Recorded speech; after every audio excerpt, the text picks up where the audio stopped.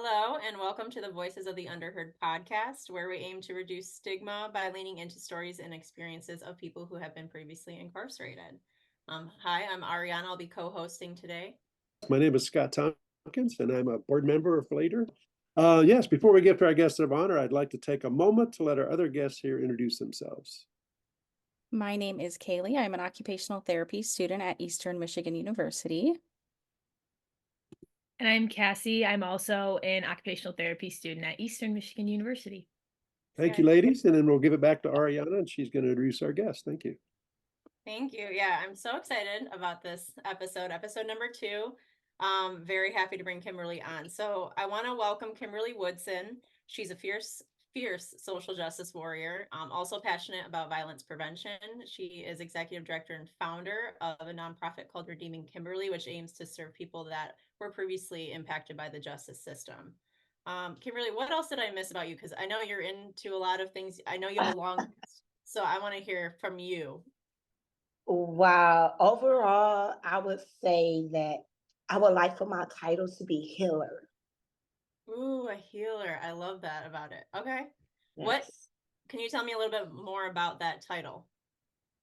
Because in my younger life, my old life, I did a lot of damage, and and hurt people, and sometimes you aren't aware of the trauma and the pain that you inflict upon others.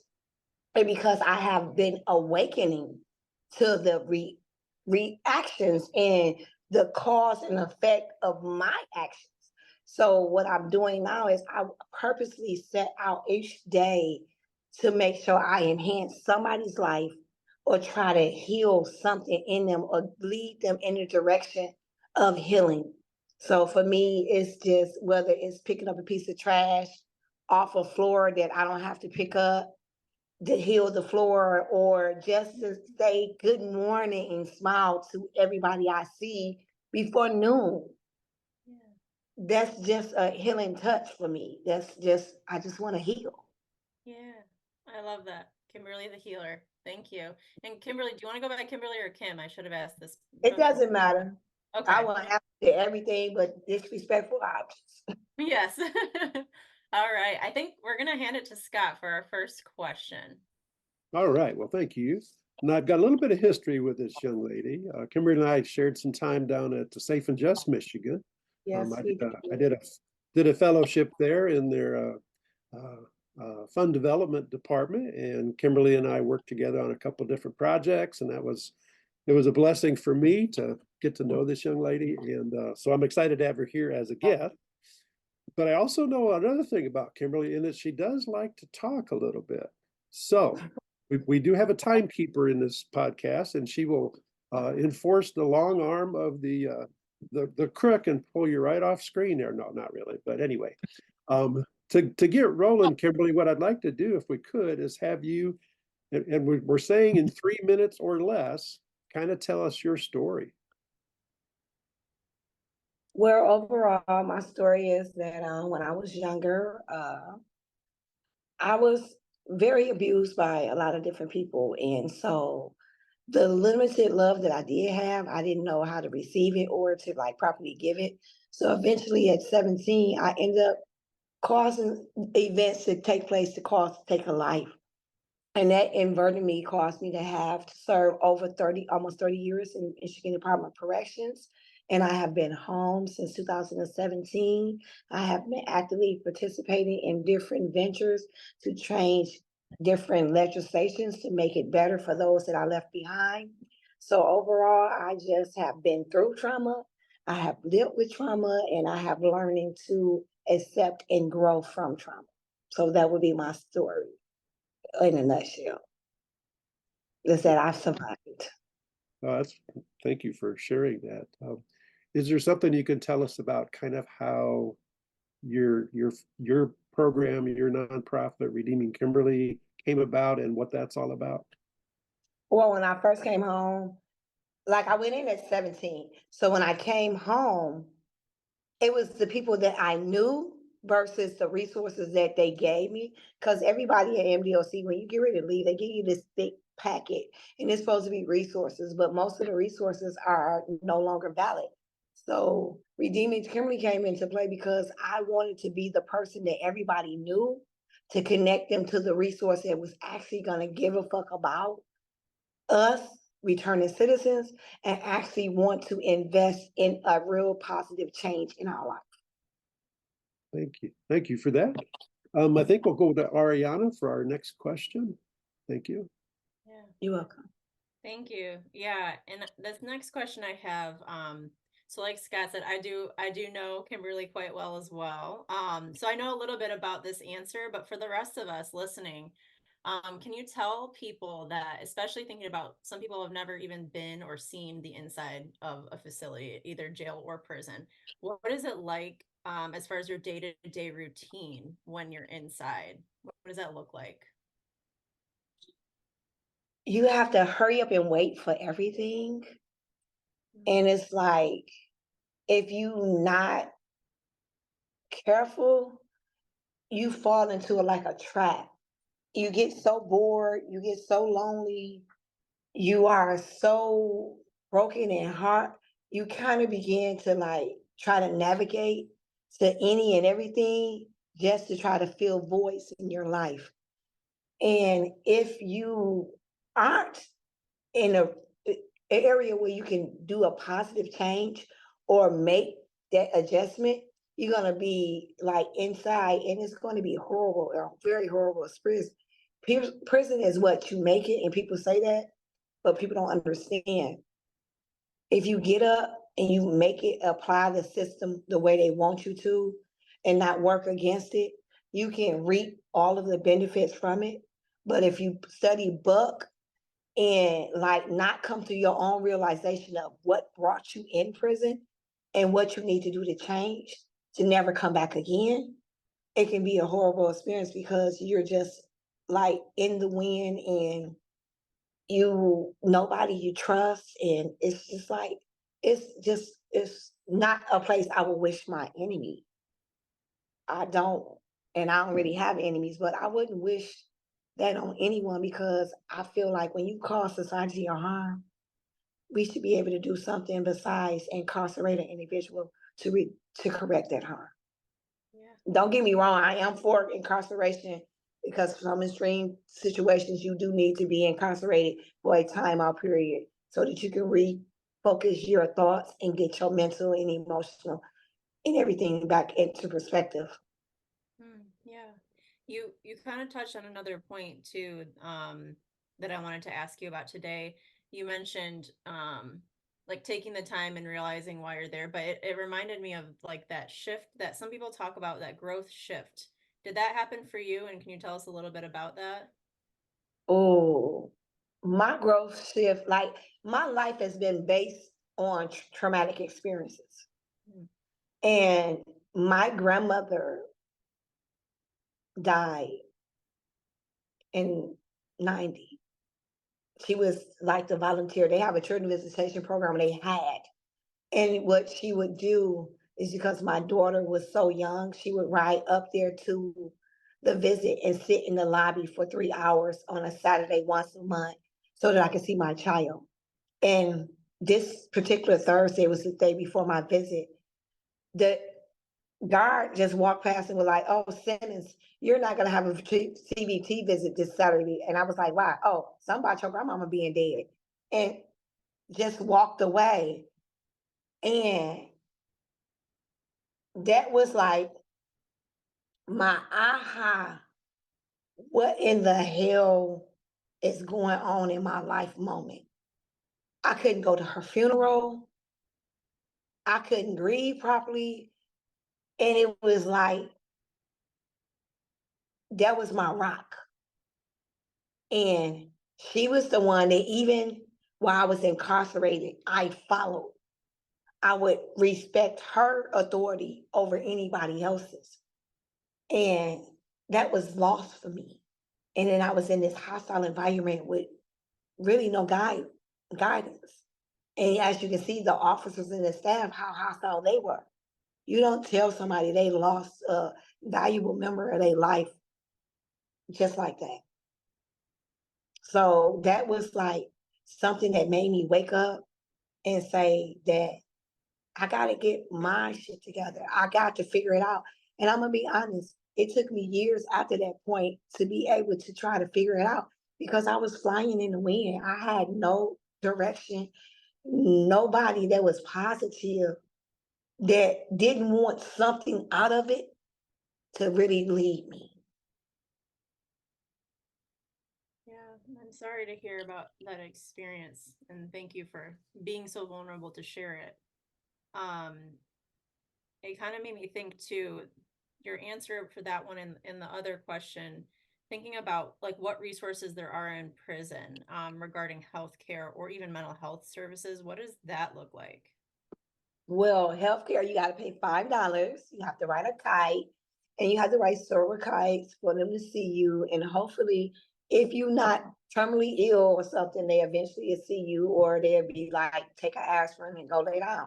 Mental health, when I cried out for help and help, I could not, because of the time I had, couldn't get in to see a therapist. I literally had to ask an officer that I was cool with to write me a psych referral and say that I needed to see a therapist, that they felt like I might have been suicidal or something like that in order for me to get a therapist. That's how sad it is. So it's difficult to access, and you have to try and try and try, and then even It's when difficult for some people that have long and indeterminate sentences. I think they are the throwaways in Michigan Department of Correction, and they focus more of their energy on those who have earlier release dates because they feel like those are the ones that's gonna be come home and be their neighbor. So those that has been locked up for decades, they're not really focusing on the one that really need the mental health, really need programming, really need to be able to actually work through and develop some kind of life negotiating skills, not just coping skills, but how to negotiate life. Yeah, that's a good point. Thank you. You're I think welcome. I'll let Scott ask the next one. Thank you. Thank you, Kimberly, for sharing those remembrances, and those are hard ones too. Did you say you came home in 17 or so? 2017? Yes, Okay. yes, And you've done 30 plus years? almost 30, yeah. Almost 30. Well, that's a ton. That's a whole bunch of time. Now, when you did come home, there's typically some stigmas that are kind of attached to you when you're out looking for work or housing or whatever. How has that impacted you personally? The stigma of being a convicted felon, whatever, and having done almost 30 years in MDOC. How did that impact you? Uh, at first, finding a job was very difficult. It was only until I went into the organizational world and had to always represent the very worst part of me every single day that I was able to get employment. So I had to torture rape myself. I had to relive the worst and the parts that I wanted to forget the most. Almost every day on a daily basis, I was introduced all the time as, hi, this is Kimberly Woodson, the female juvenile lifer. How can I come from that? Come up from that? So it's like, it was very difficult. And the only jobs, like I'm fortunate to have a job now at EITI, but I went to their training in 2017, a carpentry training, and now I'm like a clerk now, and it's rewarding, but it's not enough to sustain in order to get by. So it's like, as a returning citizen, either you get played so cheaply to where you literally working for pennies or gas money or daycare and nothing else as a returning citizen. And as far as housing go, I have been currently looking for a house since October. I had several people flat out tell me, oh, we don't accept felons, and definitely not your kind.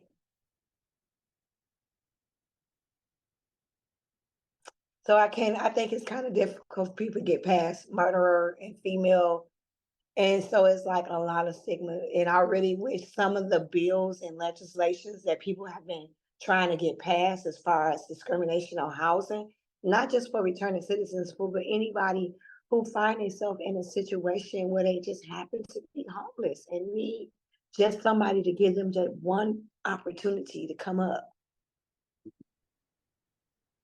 No, absolutely. Yeah, those are huge stigmas to fight against, and I appreciate your honesty and your candor in that. But when you did come home, I know your rock was gone. I feel your pain on that. But what supports did you have? What was existing for you that you could lean on when you came home? Well, I can say if it wasn't for Chance for Life, I would have never got an ID.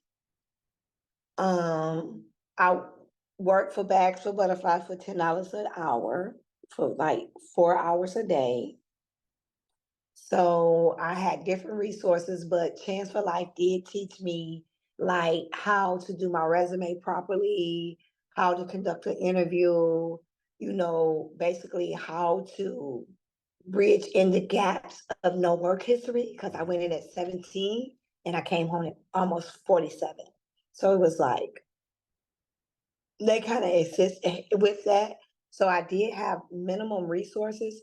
I had a few churches and like a host of family and friends that in the beginning was citing that I was at home, but eventually friends and family started falling off when they realized the enormous responsibility of being able to carry somebody to and from different locations or just all the needy things that a returning citizen need on that first month of being home. Right, that's huge, that for sure, yeah. Um, Now you did have some family and friends, you had some church support, you had the Chance for Life. Um, Were there other things that would have been really beneficial for you to have when you came home that you didn't have? Yes, an actual organization or a place directly designed or specifically not biased towards returning citizens that can take somebody and say, these are the steps you need to take to reintegrate back into society successfully. Here is 5 places that will hire you. Here is 5 places that, if you can afford in this range, is willing to rent to you. Something of that nature to where it's like looking for a needle in a haystack for an employee who is willing to accept you and to find reasonable and clean, good condition housing. I can't even begin to tell you how many of my female friends have complaints about bed bugs. They move into an apartment or somewhere and it looks all nice and whatever, and they done made them pay first and last and another half because they returning citizen. So they didn't tax them because of the title. Just for a week later, they infested with bed bugs and they wonder how in the hell they stuff got bed bugs. Well, the house had bed bugs. They painted over everything. It took them a week to get through the paint. So it's like, it's difficult. I would have loved for somebody to offer a safe haven, somewhere where you can begin to build your life in strategic steps and not just running around like a chicken with your head cut off. And I believe this is designed so people can end up messing up and going back. But if we really, really rehabilitating people, then isn't the end goal not to return? Mhm. Absolutely, yeah, yeah. Were there any other I know you support services and all that. Do you think it's gotten any better since you've been home? You've been home for 6, 7 years now. Do you see some hope? Yes, I do. I see different mentorships popping up for returning citizens. I do see that there is like different groups and organizations that hold accountability to like Detroit Works and things of that nature that claim that they're gonna do what they say to do for returning citizens. And it's also like wonderful legislations that is in play and trying to be passed that I feel is very hopeful for the future. So yes, I do feel like it is someone listening.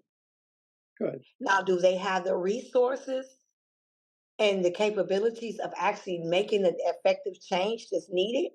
I'm not really sure about that, but I believe the momentum is building in the right direction. Well, that's awesome. That's great to hear. Thank you. I know you're doing your part to make that happen as well. I'm going to give this over to Ariana for the next question. So thank you. Yeah. I actually do have a follow-up question for you about the supports, and I wanted to ask you more. So we talked about those main barriers, like when you come out with the jobs and the housing and everything that comes with that, and how people need more direction and easy to follow steps because there's a million things going on.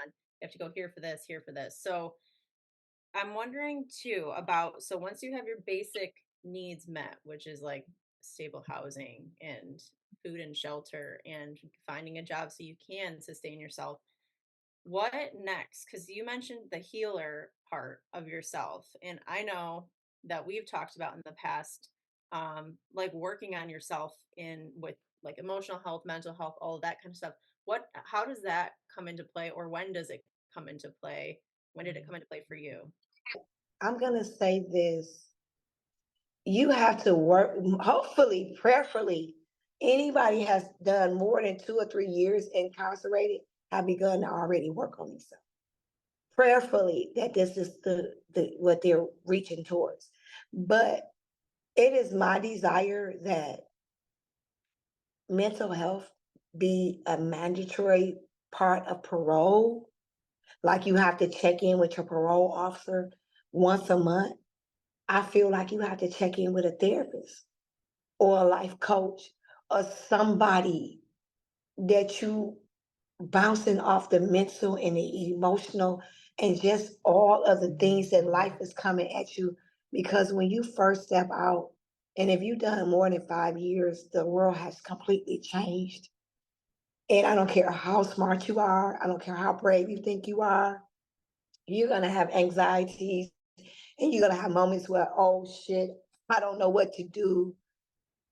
And if you don't have a support to help you navigate that, you end up like me, addicted to marijuana somewhere, having nervous breakdowns or something like that, until you get brave enough to reach out to someone like you and really work a program and take the advice of someone who's been educated and took out enough time in their life to care enough to research what a possible answer or a step can be for you. Yeah, and actually, since you said that, I'm thinking back to like the first time I met you, and I do have a follow-up question if you're comfortable answering, because I think you're not the only one with this experience.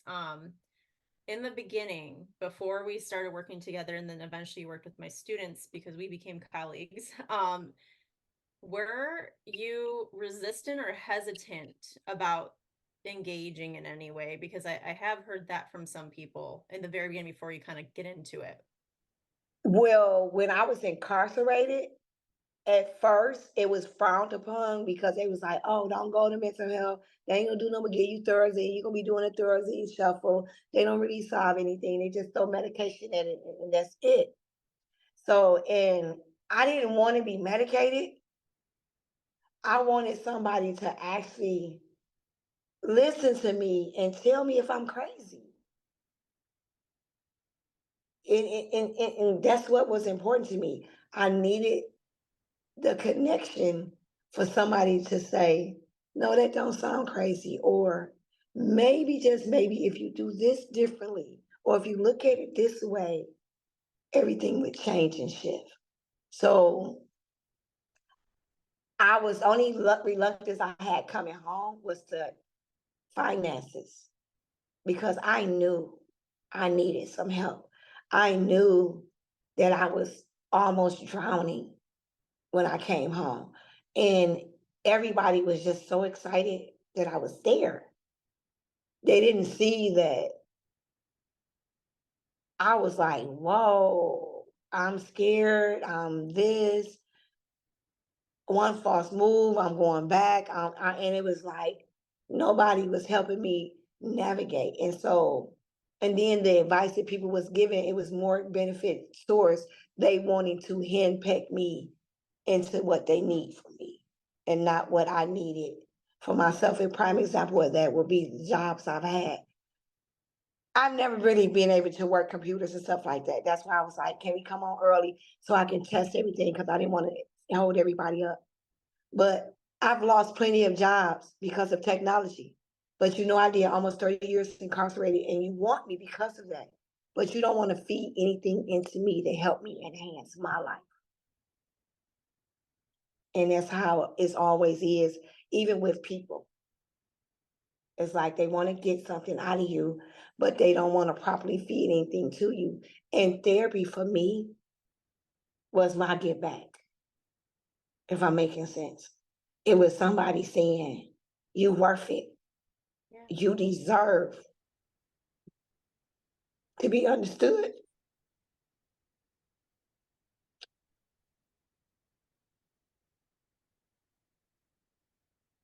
And you do. You deserve to be validated. You do. And that's what therapy was for me. And it gave me courage. And my life is so much richer. Yeah. I recommend therapy for anybody who has had just one traumatic experience. I agree. Thank you for sharing. And this is exactly again why I say Kimberly for president. I just feel like you really do, you speak to a lot of people. So I know your words are gonna hit some people where it matters. So thank you. And Scott, I think you're the next question here. Sure. Okay, this is going to be a little bit lighter. We're going to lighten it up here a little bit, Miss Kimberly. Okay, this is going to be kind of putting on your kind of your wizard hat or wizardess, I suppose. Okay. Because we know you're a diva. We know that, so that's not even an argument. So let's say, so the last facility, when you got let go, when you got released, where were you? What facility were you in? I was in Huron Valley. Okay, and you'd probably been I there. was right where I started. I was back where I started from. Gotcha. It So was so what you're going to do is you're going to kind of put yourself in the position of if you were the warden of Huron Valley, what would you do differently? How would you change anything? And if oh my God, did you say this? How long was this interview?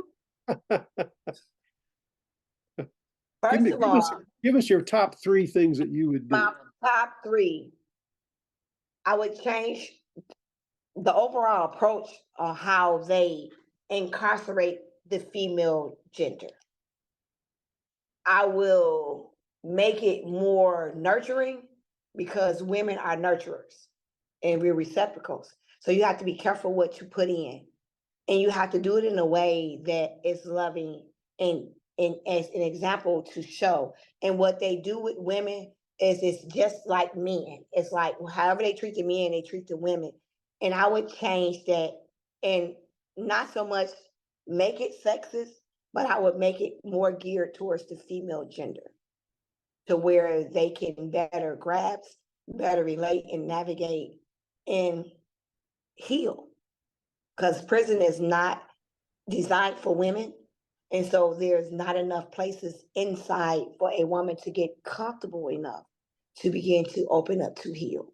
I will make more areas where it's more groups and more interactions to teach women how to heal. Because inside women's prison is a lot of backbiting and stuff because they're broken and they hurt. So the trust factors is gone. And I would facilitate something to where they can begin to heal each other and fix each other's crowns without tearing each other down. Those would be like my top 3. Very powerful. Yeah. I'd like to see those changes happen the same way myself. All right. Did you have any other questions? I I do.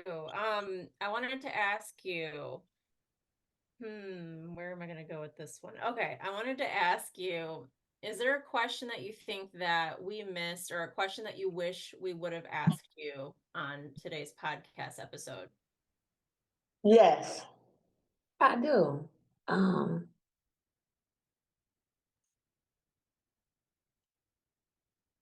You're something pertaining to how do you learn or when do you decide to become better and different and like it's a choice and people don't realize that. It's a choice. You accept so much of everybody else's stuff, you don't realize you're choosing to accept it. So like what was the actual moment or projectile that made you realize that you didn't have to accept things no more, that you actually had control over what and whom you allow into your space? That's something that I would have loved for you to ask anyone that is on a healing journey, because if they haven't found the answer to those questions, they will begin to seek them. Yeah. Could you tell us a little bit about what that looked like for you? Actually, it looked like that 2 college students, a wonderful boss, a lot of Monday mornings, a lot of crying, a lot of homework, a lot of you better get real with yourself moments. But the journey into self is one of the hardest things somebody can do, because you can't blame it on nobody else after that. And your students gave me the keys and the tools to hold a mirror for myself and to see that I don't have to take this. So I divorced friends, I divorced family members, I did whatever I needed to do to get all unhealthy things out of Kimberly's life. And I don't feel guilty about it. And I want everybody to get to a point in their life where they do that for themselves and they don't feel guilty about it. And therapy helped me. And it might be golfing for someone else. It might be something, other hobby that they might actually get into, that they mind go to working and thinking. But you're gonna need tools. And if you have one traumatic experience, I can't say this enough, you need therapy to work through it. You do. Thank you. And I'm really glad. And I can speak to the shift and just like, I'm so proud and happy for you. Like truly. Yeah, you're shining. Thank you. And I think, I feel it. yeah, I can feel it from you. So thank you. Scott, I think the next one is you. I think so. Okay, Kimberly. So when I listen to podcasts, I'm usually driving around or I'm walking. I try to take a walk every day. I live right across the road from a really nice nature preserve. So I often take a podcast along with me. So let's say that someone has listened to our second later podcast starring the illustrious Kimberly. What do you think a main takeaway for a listener would be from listening to you and your story and some of your wisdom that you've gained over your time inside, and now that you've been out and you've grown so much? What would be a takeaway from this interview? It's never too late. You are not the worst part of yourself. You can always wake up and start anew the next day. It's totally up to you and your choices in how you want to perceive your life, and have the courage to change anything about you, not others, you, that needs to be changed. And everything else will fall into place. That's beautiful. Thank you. You're welcome. Thank you. You're Ariana, welcome. anything to wrap up with, or? No, just thank yous. Just lots of thank yous for being here. Thanks to everybody that's listening. This was a great episode. And like Scott said, we appreciate, and I know others are going to appreciate your story, but also the wisdom, because there's so much wisdom in pretty much everything that you've said. So I just really appreciate you for coming on. And yeah, thank you for being here. Thank you. God bless. It was wonderful. Like I said, anything for you, my queen. You helped me change my life. Mm. Hmm. I'm gonna hug you through the screen. Oh. And Scott, you know I hold this very special place in my heart for you as well. We was in there stuffing envelopes, running through, trying to do what we gotta do. Right, right. Well, I knew Yes. I could always count on you for good spirit and a good positive attitude, and always a smile, always a good wish, always feeling your heart. And I appreciate you so much. Thank you. Thank y'all. I appreciate it.